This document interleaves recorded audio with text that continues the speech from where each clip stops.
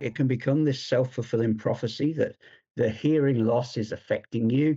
You get anxious about it. That affects your sleep. And then the fact you're not getting the sleep makes your hearing problems even worse. Sleep, hearing, and brain health. They form like a hidden triangle that quietly determines how well you thrive as the years go by. Fatigue from listening or not treating your hearing problem could make it harder to reach a deep, restorative sleep. Welcome back to Resonate the podcast. I'm your host, Lesleigh Smith, and this is a show where science, story, and wisdom all meet. In this series so far, we've been exploring how hearing is far more than just ears, and how deeply it connects to memory, brain function, balance, and how well we age in general. Today, we're turning our attention to one of the most powerful yet often overlooked pieces of that puzzle: sleep. Because how well you sleep doesn't just shape how you feel the next morning, it affects how clearly you think, how you hear, how you remember, and even how your brain ages. Sleep, hearing, and brain health. They form like a hidden triangle that quietly determines how well you thrive as the years go by. My guest today is Tim Stephenson, a sleep physiologist with Awake NZ and ResMed. Tim helps people understand what really happens inside the brain when we rest and how disrupted sleep can ripple through memory, mood, and cognition. Today, we'll unpack why quality sleep is one of the best hearing and brain health investments that you can make, what warning signs to look for, and small daily actions that can restore your energy and focus. Right, on that note, let's dive in. Tim, thank you for joining us today. No, that's great. Thanks, Leslie, for inviting me to be part of this really exciting thing that you do. That's great. And before we get into the science, I'd love to start with you. So, how did you develop your interest in sleep and brain health? Yeah, I mean, I would love to say it's something I've always wanted to do, but it wasn't. Like a lot of people, I guess I sort of fell into this by accident. Probably about 25 years ago now.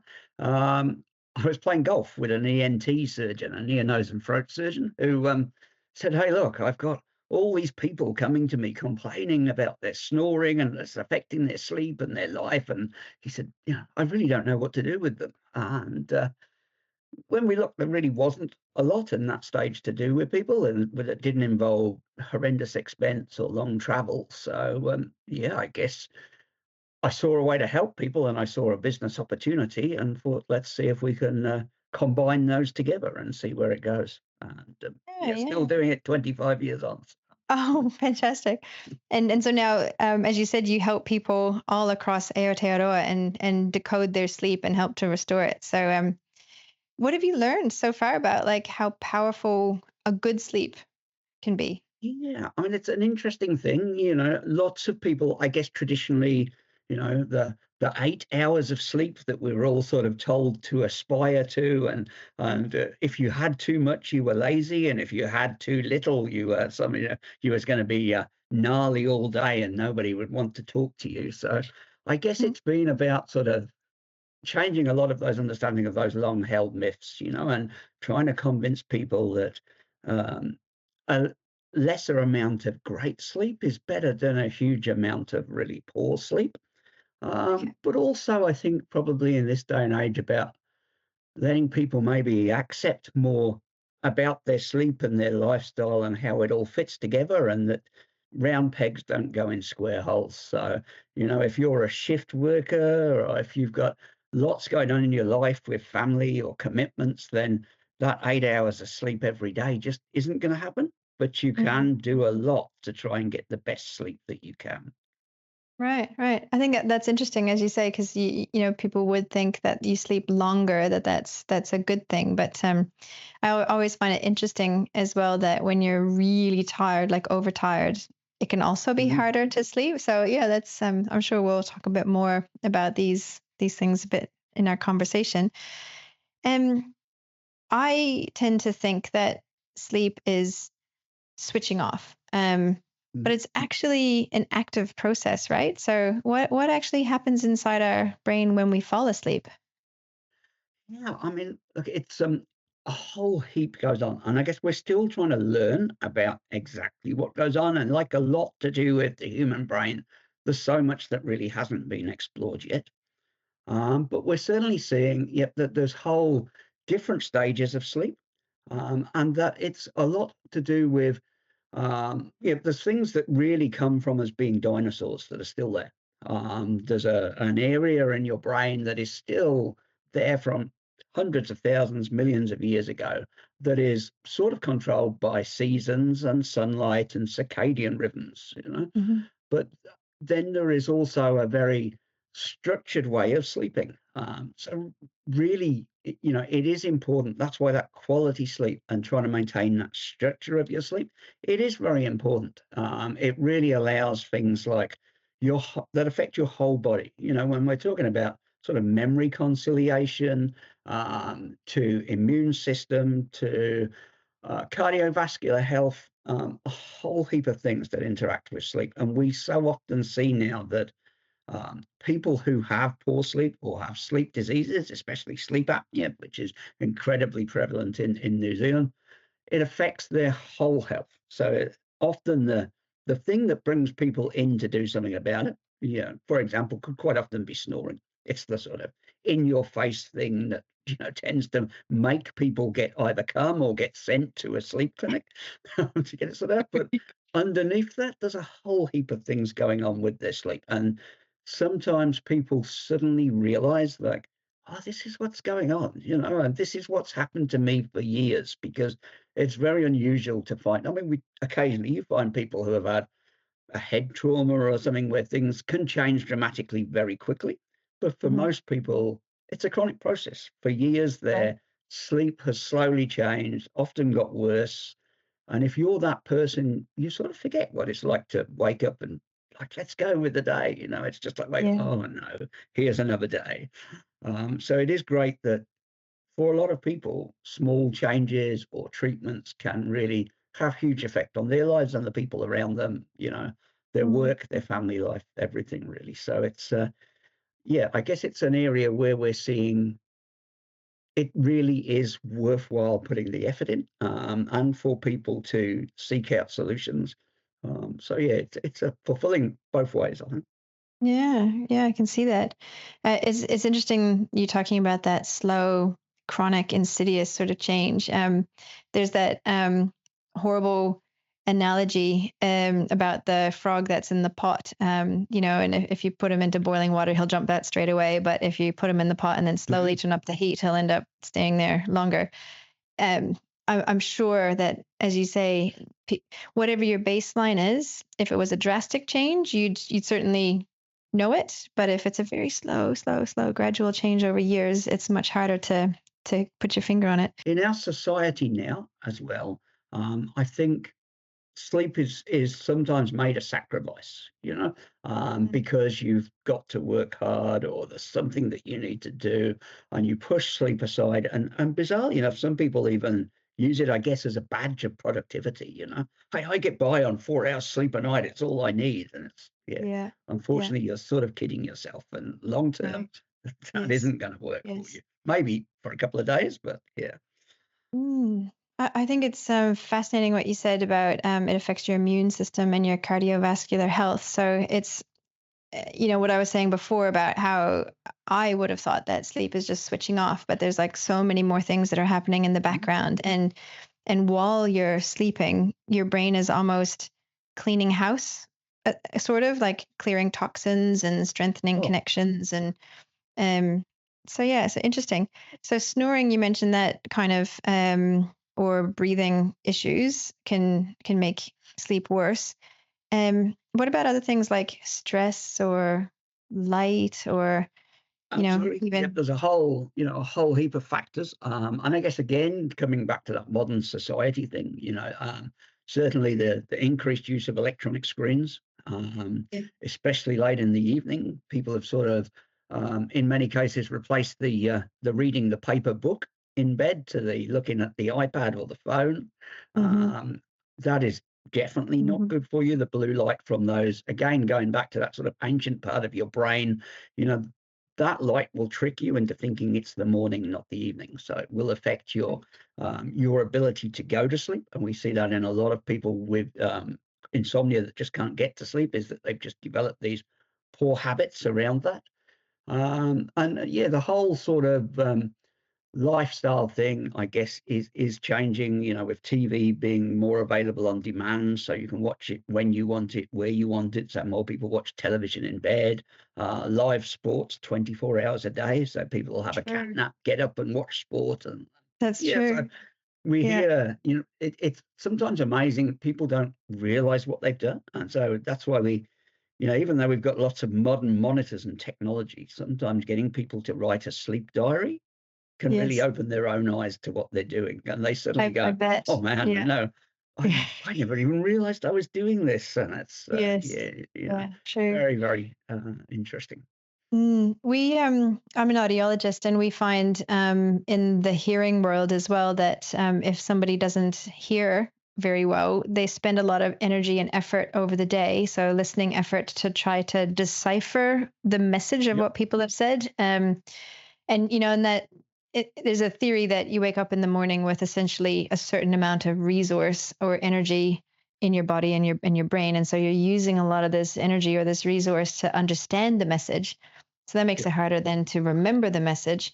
But it also means by the time you get to the end of the day, you have a different kind of fatigue on top of, just physically being tired, I suppose. So, do you yeah, find if people are stressed, does that yep, definitely. compromise Yep. their sleep? Stress, chronic illness, in Hmm. terms of audiology, tinnitus, and things like that, Hmm. anything that part of the problem with lack of sleep is that it does magnify anything else. And we certainly Right. see this in people with chronic pain and things, and it becomes a real sort of self-fulfilling prophecy, I guess, as you get older and you start to get more aches and pains, and maybe your joints hurt at night. People get very sore hips at night. Yeah. Obviously, then you can't sleep, so that makes you more tired, and being more tired and sleepy then often increases your perception of that pain and makes it worse. So there's a lot of Right. work going on now with pain services in hospitals and things, looking at these links between sleep and all these chronic problems that really, Mhm. if you don't get your quality sleep, then everything becomes magnified and far better. And I guess an example of that is if you've got a list of things to do in a day, if you've had a good sleep and you look at it, it's like, oh, yes, I'll get on with that and get that done. If you've had a bad sleep, you get up and that list just looks like a mountain you don't want to climb. So, Right. Right. yeah, it Yeah. alters perception of things. So Right. there's a lot of interesting things there. I just wanted to circle back for a second because we touched on the link between hearing and sleep that a lot of people don't recognize or realize. So I just wanted to flesh that out just a little bit more. Correct me if I'm wrong, but hearing loss can isolate people, which can have an effect on your mental or emotional well-being. You could have greater listening effort or mental fatigue trying to understand and decipher the message. Um, as you rightly said, tinnitus can get worse at night, or your perception of it, because it's in a quiet environment.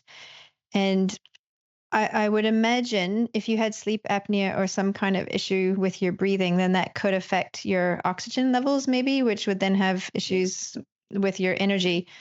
And all of that combined can make it harder to focus and attend and listen and pick out the message when you're talking to people. So just to sum all that up, fatigue from listening or not treating your hearing problem could make it harder to reach a deep restorative sleep.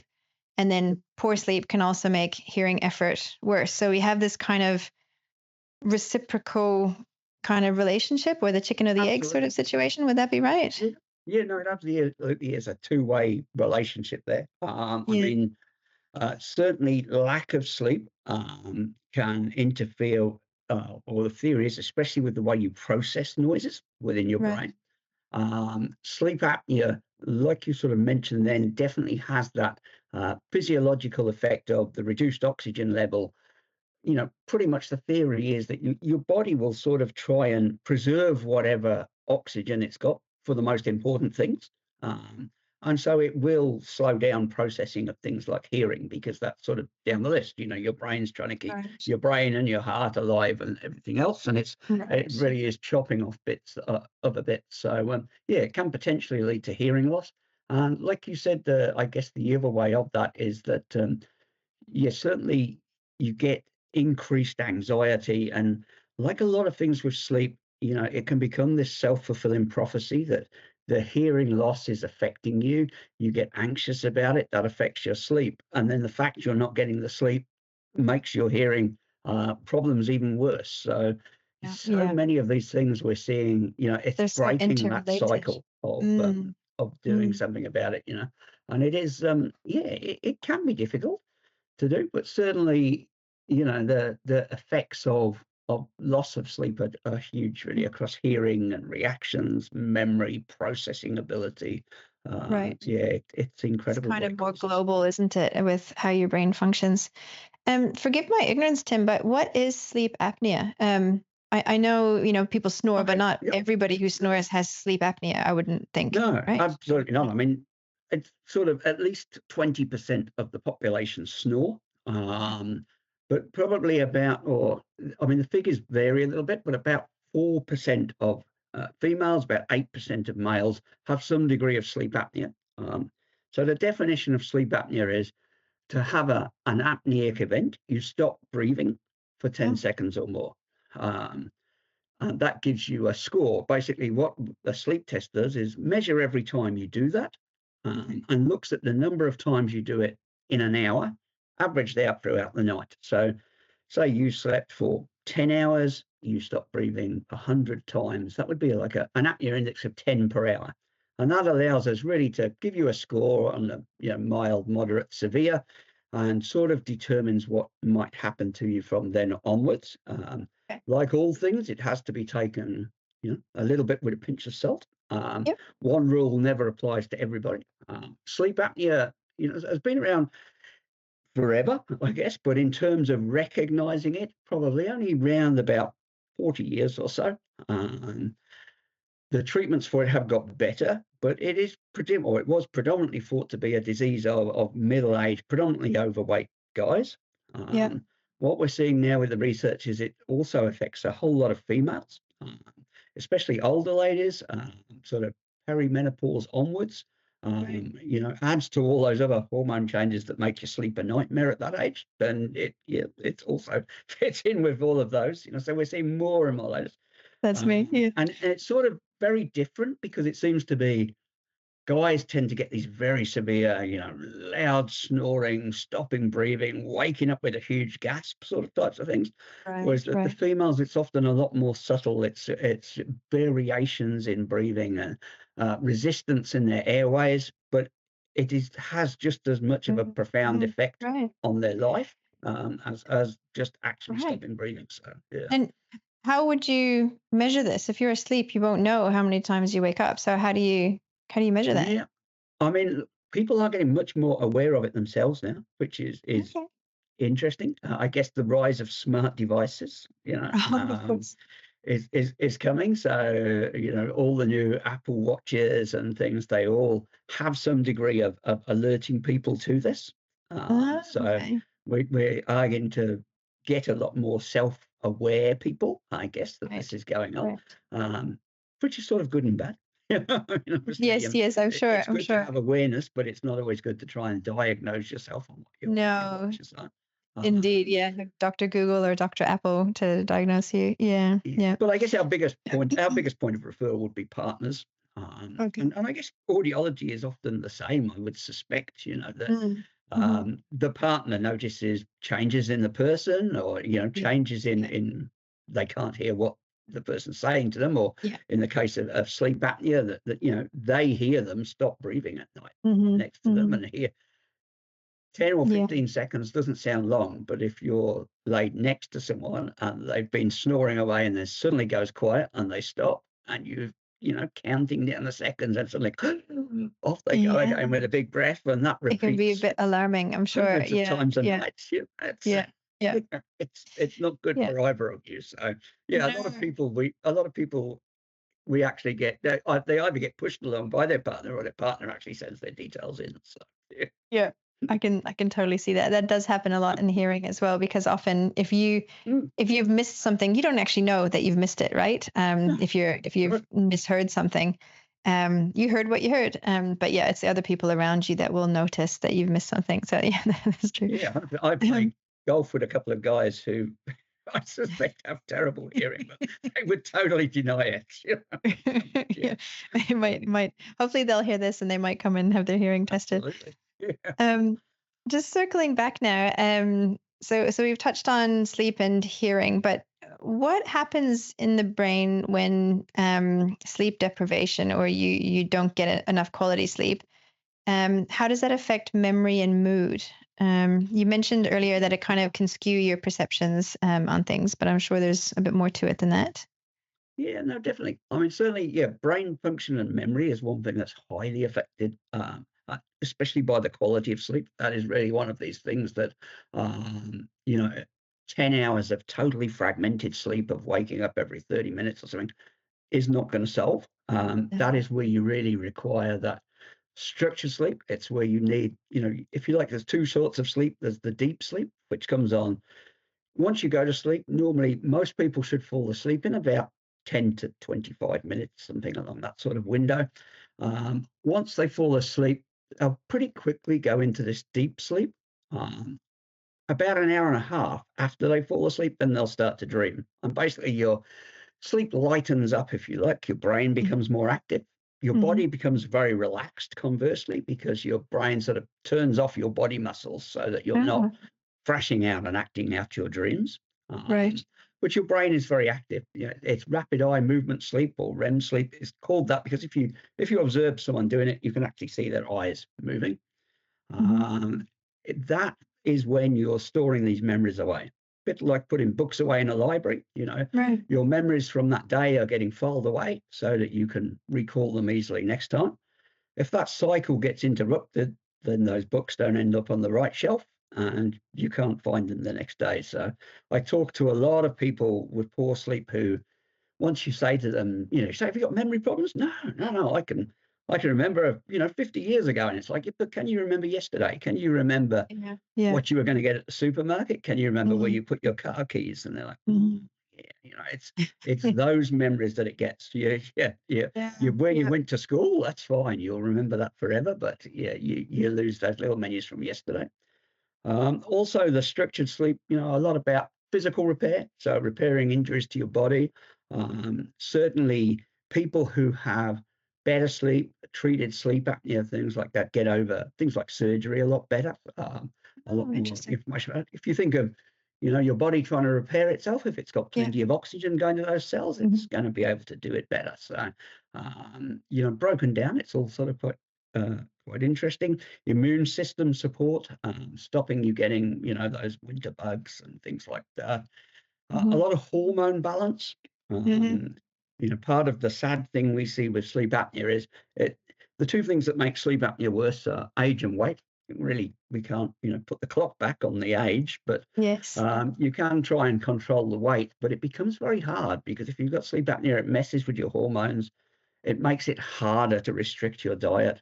You're more likely Right. to snack just to try and stay awake and alert. Right. And Yes. it becomes this self-fulfilling thing of putting on more weight, getting worse symptoms. So it is a lot of it is breaking that cycle of and Mm. trying to do something about it, trying to sort of change your life. And I guess that comes back then a lot to the mood effects of sleep, and we're certainly seeing it now. A lot of people who come with sleep problems are sadly on tablets for depression and things, and sometimes it isn't actually that they need medication for their depression. They need their sleep Mm. sorting out so that they don't actually have this low mood in the first Right. place.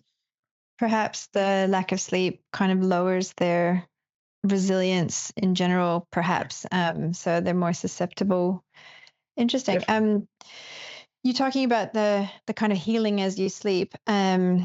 I mean, I personally have noticed that because I slipped a disc some years ago, and the nights that I don't get enough sleep, yeah, my leg and my sciatica are quite grumpy. And I also had a friend who had a severe head injury after a Mm, motorcycle accident, and that was the main thing when they released her from hospital was they were monitoring her sleep because their anecdotal words are that that's the only time that your brain repairs itself is while you're sleeping. So the amount of sleep was really, really important. So yeah, that's fascinating. And it is a yeah, vastly underrated thing, and even hmm beyond sort of repair from accidents and injuries, it's just that sort of everyday repair. So general that's why, maintenance. Mm. sleep issues certainly increase your risk of all the chronic things that you don't want: diabetes, cardiovascular risk, strokes, high blood pressure. They're all um, at least made worse by lack of sleep, if not caused by Right, lack of sleep. So, right,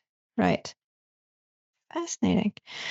Um, okay, so that's interesting because we were targeting memory and kind of emotional well-being, but certainly there's far more to it than I even expected with your entire well-being and maintenance and healing, et cetera, et cetera. mm, So um, common signs and stigmas. So what are the red flags that you would see most often? You mentioned snoring. That's kind of an obvious one. yep. Are there anything that people might kind of ignore, maybe?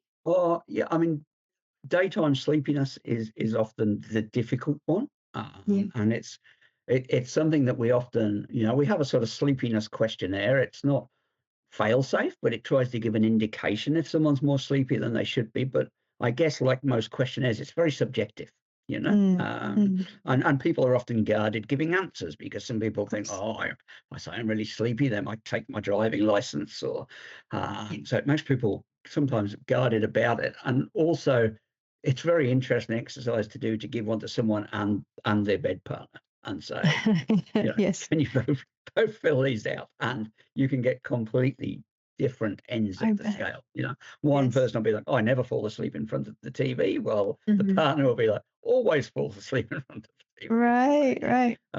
It, I guess that is a sign there, but you sort of have to take it with a little bit of caution because it's so subjective. Of course. Yeah, from both sides Otherwise, it would there be are all the subjective. Yeah.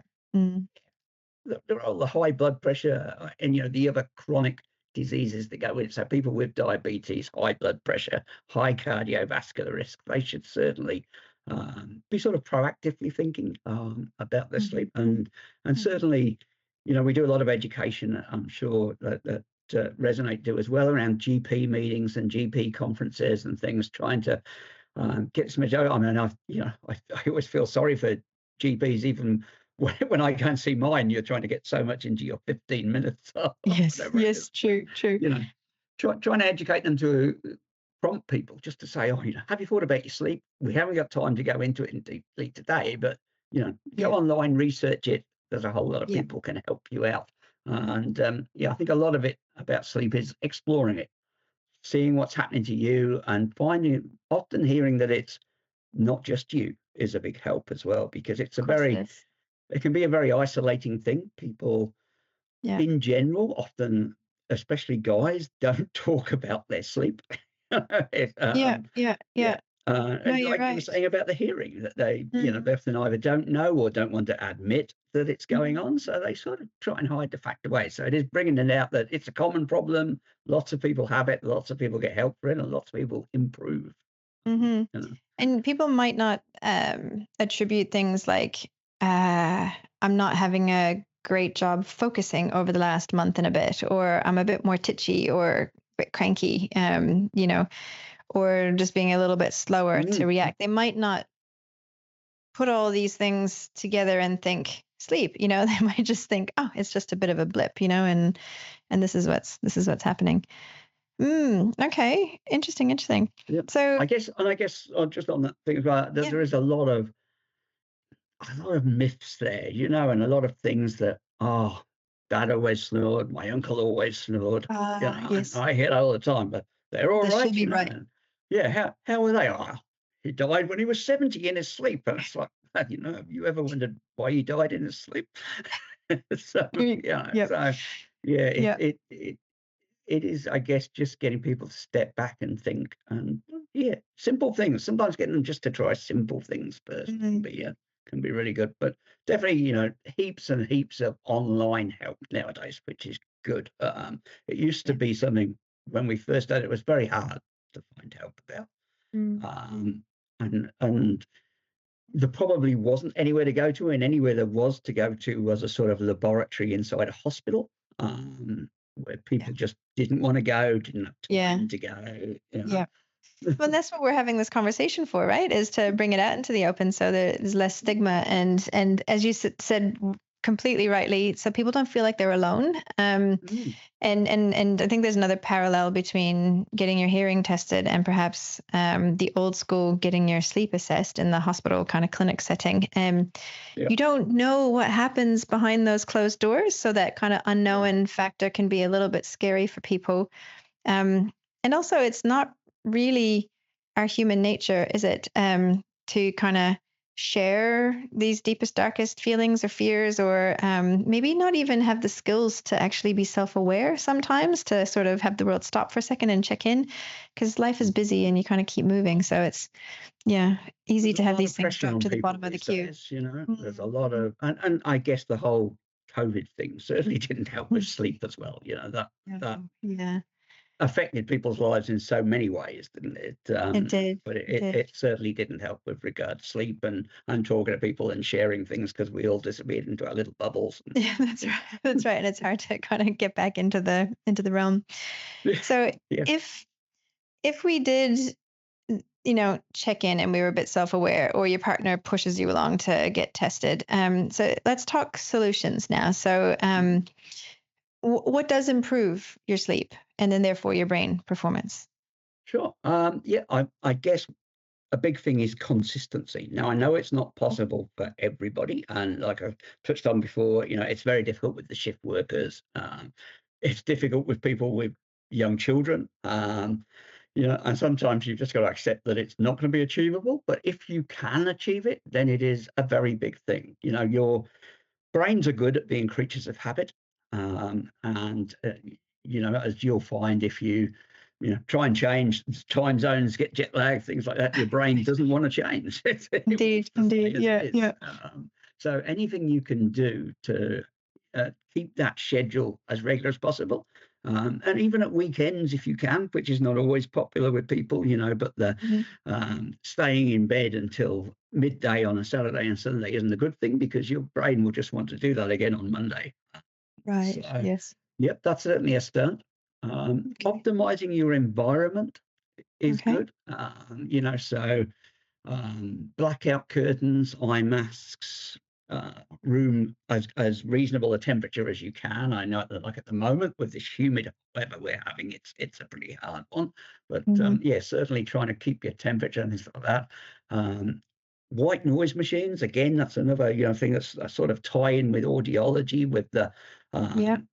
people use the white noise to hide the tinnitus now, I believe, in some of the Hmm. modern audiology equipment and things like that. Hmm. So anything that keeps out those noises that wake you up, because obviously you can't control your external environment. If there's roadworks or something going on, or you live in a noisy area, then yeah, the only bit you can do is to try and isolate yourself from it. And there are better Yeah. things coming along for that all the time.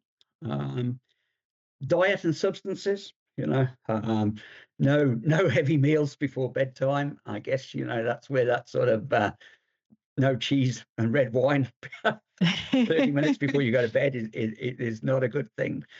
So definitely try and avoid those. People sometimes don't realize what a stimulant caffeine is.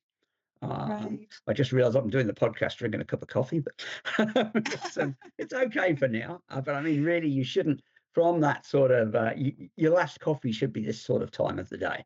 Right. You really need that sort of 4 to 6 hours from your last coffee Okay. to stop it affecting your system at night. So yeah, definitely that. Alcohol, it's still a myth. So many people think they'll sleep better, because they've had Yeah. a few Yeah. drinks. Right. Um, Undeniably, they'll go to sleep very quickly, Right. but you'll wake up a couple of hours later and your sleep will be all over the place, not a good sleep. So yeah, no, you're sort of tricking yourself if you think a scotch at bedtime is a good thing. Um, and like I said before, bedtime routine is great. People. It's funny, people practice it probably quite automatically with their children, but then I ignore was it just going to say themselves. that a lot of Yeah. these things are, I mean, not that you would ever give your child caffeine or alcohol, but a lot of these things Hopefully not. are Yeah. yeah, kind of Yeah. resonating these memories for me when my kids were Yeah. little. Yeah. Yeah. I mean, uh, there is a lot of probably simple common sense things that people can do, and I guess what I always try and emphasize with people I talk to is start simple, and if simple cures your problem, that's great, because the more complex you get with trying to solve it, the more the risk is you're going to disturb your sleep even more. Mm. Right. And I guess we talked about before with the smartwatches and things and the sleep cycle apps on phones and all these sorts of things. Now, Mm. it is easy for people to get very fixated on the numbers, and they will start to, I'll get them emailing me going, oh, I slept for 7 hours the last 4 nights. Well, I only slept for 5 hours, 45 minutes last night. And it's like, Right. Right. that's good. You had 4 nights great Yeah. sleep. You had one night not so good. It's not a perfect world, but it is easy to get obsessed with it all. So it's, Mm. Hmm. yeah, it is sometimes just about getting people to relax and keep that sleep diary and journal things. Yeah, Right, not right. And always maybe easy, but making that's certainly a good micro start. changes, right? Not, as you say, like if you change too many things, you probably don't know if you're Yeah, throwing the baby out with the bathwater then. So like yeah. little micro changes and just small It things is. It's a might funny. be I quite guess it's a helpful. funny area of medicine where people, like snoring as an example. Let's say you've snored for 20 years. It might have got a little bit worse over time Mm-hmm. as it does, but then suddenly people will decide to do something about it and they'll want to fix it that week. You know, and That's probably it human happens nature. again and again. I'll say to people, "Sorry, I haven't got any. We've got no appointments until next week. One of Mm. the team can't talk to you until next week. What do you mean? I need help now." It's like, you've done this for years. A week more, and then a solution. It'll be okay. It is, but it can become a real psychological need to get it treated and get it treated quickly. Okay. So you mentioned consistency, dark place, caffeine, alcohol. You mentioned screen time, the blue light earlier. Yep. What about and I don't know if this is just a rumor or an old wives' tale, but I've heard things like if you go do your exercise in the morning, it'll help you sleep later at night. Or does it really matter? Does exercise have a factor in this? And if so, does it matter what time of day you exercise? Yep. No, definitely. Early is better. Or Oh, okay. before, well, maybe we should say before bedtime is the worst. Okay. Right. If you do very physical exercise before bedtime, yeah, Hmm. you're sort of speeding up your metabolism and getting everything going, and then you're going to try and tell it to slow down half an hour later, and it's just not going to happen.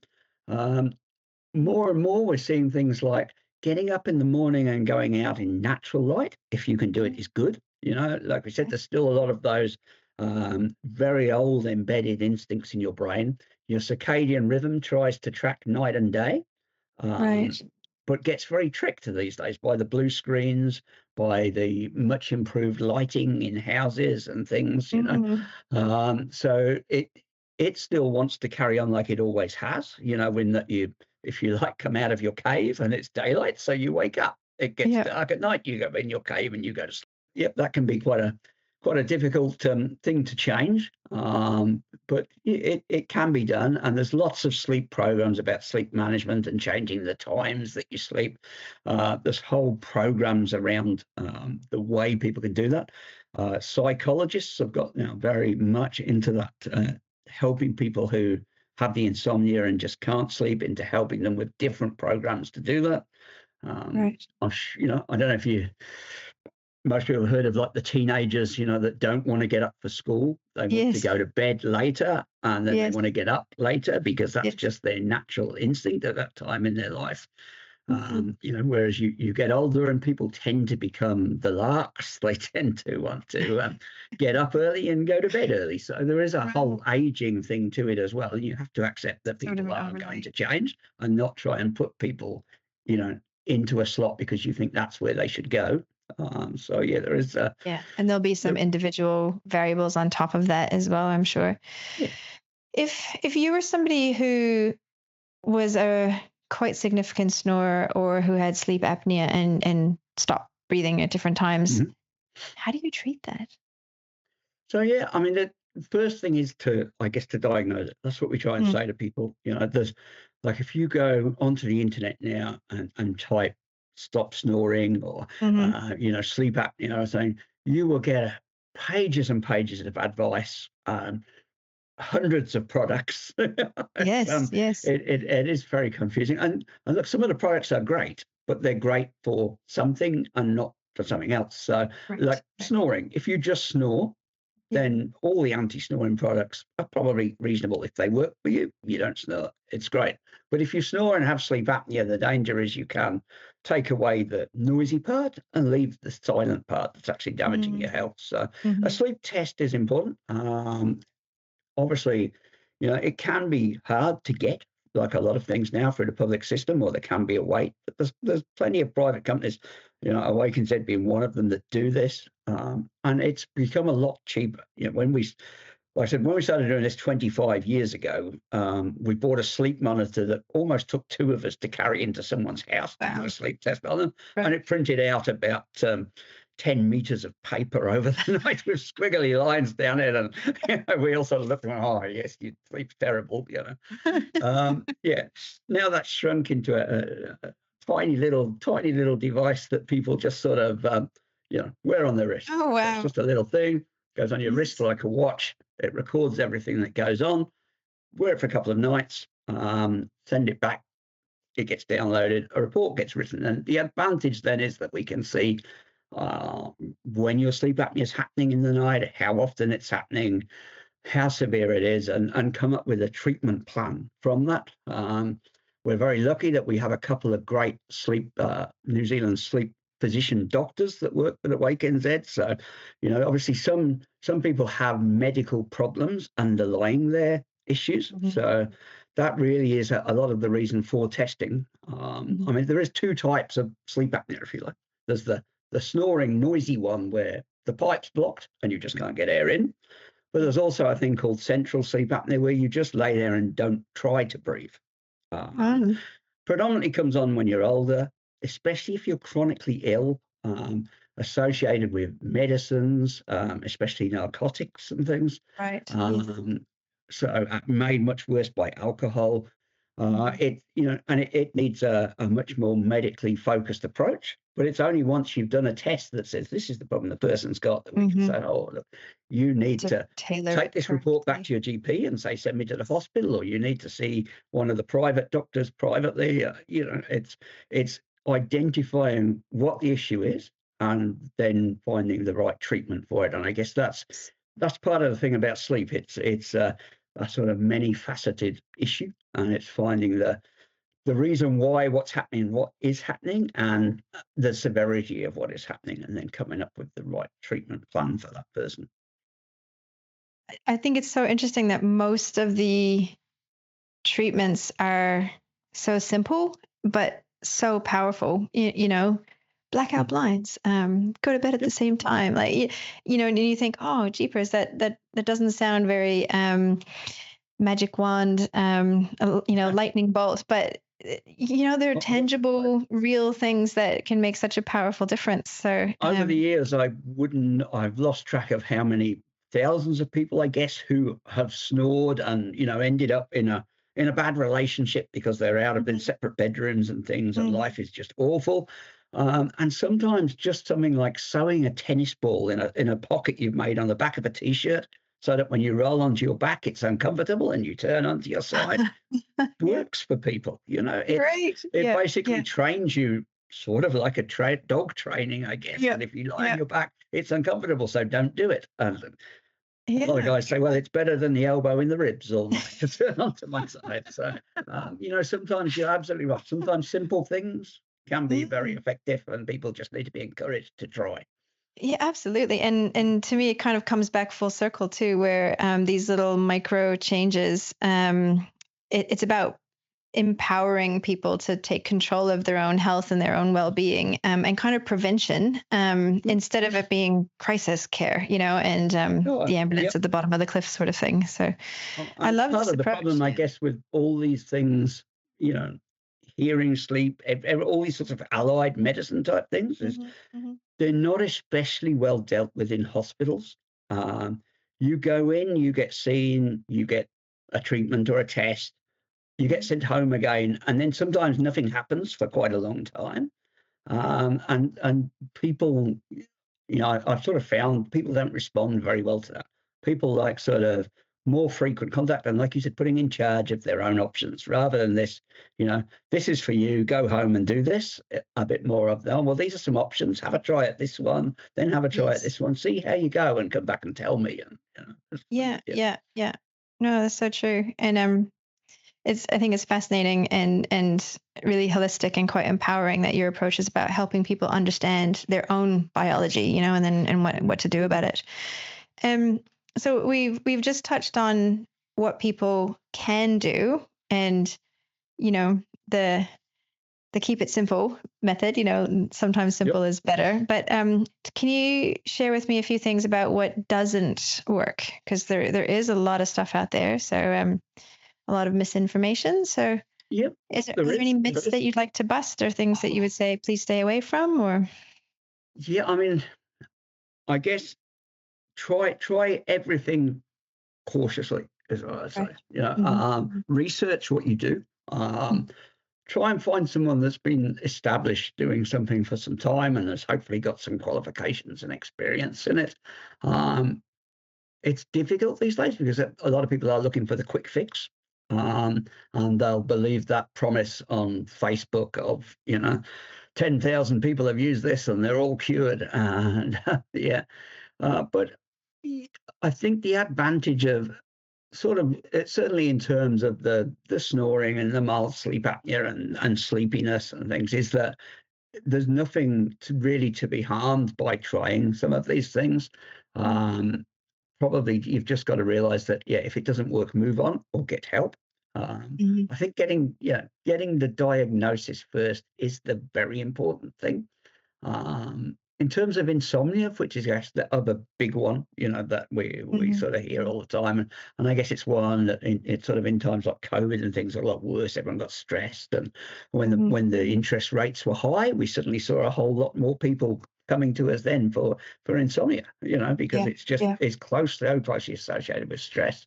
But yeah, I mean, a lot of simple things can work with that, but sometimes you've got to think, no, that's not working, and go and get medical help. Go and see your GP. Hmm. Sometimes you've got to get over the stigma. There's a lot of stigma about taking sleeping pills. Um, Right.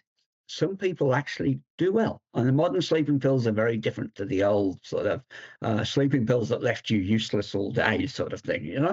Yeah. So modern pharmaceutical remedies can be very good, in Hmm. conjunction with your GP.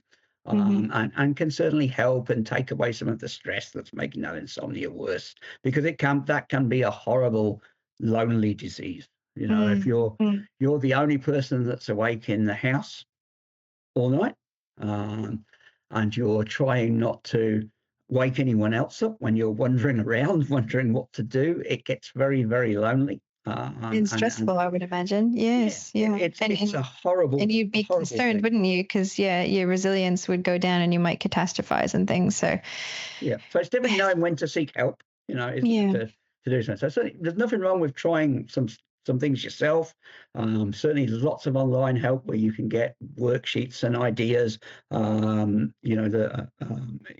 in New Zealand, there's a whole lot of places that will offer you help to get on with things. But then you have to realise when you do need to go get a test and get a medical diagnosis, and that you may need medical treatment. And for Hmm. sleep Hmm. apnea, maybe that's a CPAP machine and things. But these things often, like the sleeping pills, CPAP machines, they do all come with a bit of a stigma still. Mhm. So sometimes, and I guess that comes around partly because, people didn't used to talk about it. I think it's got a Yes. little bit better now. Yeah. Social media and things does have its good point where Mhm. people do share their stories to good effect sometimes. Yeah. Yeah. So if there's somebody listening right now who feels stuck in a pattern of poor sleep, and that's a continuum, it could just be I feel tired and titchy and irritable all the way through to insomnia. So if they're feeling stuck in a pattern, from what you're saying, and correct me if I'm wrong, it sounds like they should maybe look at their routines first. They should try those simple techniques, talk to a GP, get a proper sleep assessment, and maybe look at holistic things, like look at their stress, Yep. mindset. I don't know, whatever's going on in their life, context and situation wise. Would they be fair places to start, or Yep. No, what would you say they're is the very first good step? places. They're very good places to start. Sometimes, obviously, it can be more difficult to get in to see your GP. Hmm. These days, the waits are getting longer and it's getting harder. You can certainly start with online assessments. We have one. A lot of the other sleep service providers have them. Healthwise, and people have them. And I think Tafada Aura have one now as well. Okay. You can go on their websites. There's a lot of self-assessment tools that are now quite good. They're often run along the same sort of things. They'll ask you questions about how you sleep, what you think the quality of your sleep is, what your partner thinks about your sleep, and what your daytime's like. And they can be at least a good way of sort of pointing you in the right direction to start with. Right. And yeah, it's good to do something more than nothing, but then it's also good to realize when you've done your something and you need help. Yeah. Um, Yeah. yeah, yeah, it's a horrible thing to go on with, and it's very isolating in the same way. I guess Mhm. hearing loss becomes very isolating. Mhm. You get trapped in that little bubble of your own, and you sort of withdraw into yourself, and that's when the whole thing becomes this self-fulfilling prophecy, and Mhm. starts to really affect your mood and depression and everything else that goes with it. So, yeah, do something about it. Is really good. Try and avoid the quick fixes in terms of, an extra couple of nights sleep will sort me out. No, you really need that long-term That schedule. systemic sort of Yeah, micro changes. Yeah. Yeah. try and fix it for a long time. Hmm. But I mean, really be positive. Lots of people Hmm. have sleep problems and get over them, but Hmm. the quick fix is unusual. In the Hmm. same way that it probably took years for this problem to get to the point it has for you. um, don't expect an instant result, Right. because it often takes time to unravel that and to change things.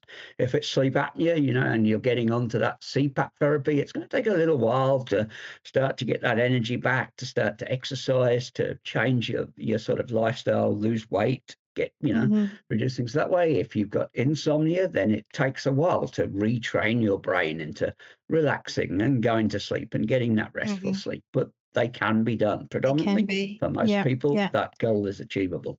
Right. I mean, it sounds quite reassuring that it is manageable. And it might not be magic wand, lightning Mm. bolt, like I said, but that's probably not reasonable anyway. But it is manageable, and I think that's really reassuring for a lot of people, and that there are small incremental changes can make quite a big improvement.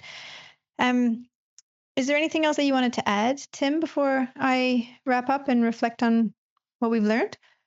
Um, no, no. Look, I think just if you are listening to this, and you or a family member or a friend has got this sort of problem, then start the easy way. If they don't want to go and talk to their doctor about it because maybe they're embarrassed or they're worried about what it might do for their job or their employment or something like that, these online assessments are easy to do. You just go to the website, you submit it. You can put a fake name if you want to, but look at the advice that you get back. Whoever online assessment you do, you will get feedback from it, and it'll Mhm. contain some links to go to or some ideas to try out. Try them. Nothing ventured, nothing gained, because Mhm. predominantly most of these problems only get worse if you do nothing about them. That's the sort of reality of it, you know. It's changing it and doing something about it. And so many people who we talk to regret that they didn't do it when they first thought about it, and that it's taken them another 2 or 3 years until they finally sort of been pushed out of the bedroom into the garage, and finally gone to do something about it. So yeah, don't be afraid. Take the first step, and there's a heap of people to help you. I think that's great advice. Um, just wrapping up, kind of to summarize what we spoke about. Some of my reflections and what really stays with me from this conversation is how inseparable the three kind of big elements are: sleep, its relationship with hearing, and overall brain health. And I'm going to include in that emotional and mental well-being as well, and that nothing really exists in isolation, right? So it's all interconnected. And when we care for our sleep, our hearing improves. When hearing improves, the brain has less strain. And when the brain is rested, we have better, more quality connections with people, with our communication, our memory, and our confidence, because our overall resilience and whatnot all rise together. So the other take home for me is that sleep is not just passive downtime. Your body is probably at its most advanced in ways that it's repairing. So thank you so much for your expertise, Tim, and helping us see that thriving is not about doing more. It's about, resting well, and these simple micro changes that can really make a huge, huge difference. I've actually found this really interesting, this session. Oh, thank you. And look, it's a great idea, because it really is all about awareness at the end of the day, and like sort of the allied health sort of things, the hearing, the sleep, and everything else. It really is about getting that message out there that if you see this might be you, then do something about it. Have a look and see. Certainly, contact us at Awake NZ. We're more than happy to answer your questions or talk to you. And Leslie, it's been great talking to you. I think it's a great thing that you're doing, and wishing Resonate all the success with this, because it's anything that raises awareness of people's health and issues is marvelous. Yep. Thank you. Yeah, that's exactly what we think as well, just furthering that conversation. And for any of the listeners out there, if you want further information, as Tim just said, go to our website. It'll be on the bottom of the screen there. So resonatehealth.co.nz/podcast. All the resource links will be there for you in our show notes. And if you're struggling at all with sleep, fatigue, hearing, focus, don't wait until you're in crisis mode. Seek a professional assessment. Just get that information out there.